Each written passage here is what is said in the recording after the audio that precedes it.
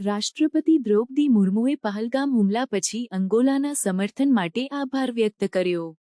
રાષ્ટ્રપતિ દ્રૌપદી મુર્મુએ પહલગામ, જમ્મુ અને કાશ્મીરમાં થયેલા ભયાનક આતંકવાદી હુમલા પછી અંગોલાના રાષ્ટ્રપતિ જોઆઓ લોરેન્સોને તેમના મજબૂત સમર્થન માટે આભાર વ્યક્ત કર્યો.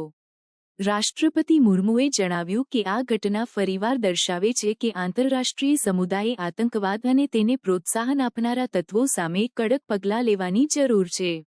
અંગોલાના રાષ્ટ્રપતિ લોરેન્સો ભારતની પ્રથમ રાજકીય મુલાકાતે આવ્યા છે, જે બંને દેશો વચ્ચે 4 દાયકાઓમાં પ્રથમ ઉચ્ચ સ્તરીય મુલાકાત છે. આ મુલાકાત દરમિયાન રાષ્ટ્રપતિ મુર્મુએ અંગોલાના મધ્ય અને પશ્ચિમ આફ્રિકાના ઓનગોઈંગ સંઘર્ષોમાં મધ્યસ્થ તરીકેના ભૂમિકા માટે પ્રશંસા વ્યક્ત કરી અને આફ્રિકા ખંડમાં શાંતિ અને સુરક્ષા પ્રોત્સાહિત કરવા માટે ભારતની પ્રતિબદ્ધતા દર્શાવી. પહલગામ હુમલામાં 26 લોકોના મૃત્યુ પછી રાષ્ટ્રપતિ મુર્મુએ જણાવ્યું કે આ ઘટના માનવતા સામેના ઘાતક હુમલાનું પ્રતીક છે. તેમણે જણાવ્યું કે આંતરરાષ્ટ્રીય સમુદાયે આતંકવાદ સામે એકસાથે લડવા માટે કોન્ક્રીટ પગલાં લેવાની જરૂર છે. અંગોલાના રાષ્ટ્રપતિ લોરેન્સોએ પણ પહલગામ હુમલાની નિંદા કરી અને ભારત સાથે એકતા દર્શાવી.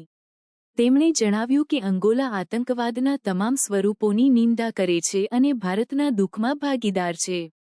मध्य और पश्चिमी अफ्रीकी क्षेत्र में चल रहे संघर्षों में मध्यस्थ के रूप में आपके द्वारा निभाई गई भूमिका की हम सराहना करते हैं. भारत अफ्रीकी महाद्वीप में शांति और सुरक्षा को बढ़ावा देने की आपकी प्रतिबद्धता पर अडिग है.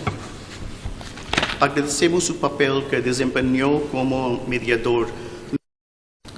जम्मू कश्मीर के पहलगाम में हुई नृशंस आतंकवाद हमले के बाद आपके समर्थन और एकजुटता की प्रबल अभिव्यक्ति के लिए भारत सरकार और भारत की जनता की ओर से आपको धन्यवाद. इस घटना ने एक बार फिर दर्शाया है कि अंतर्राष्ट्रीय समुदाय को आतंकवाद और उसे बढ़ावा देने वालों को रोकने के लिए ठोस कदम उठाने की आवश्यकता है.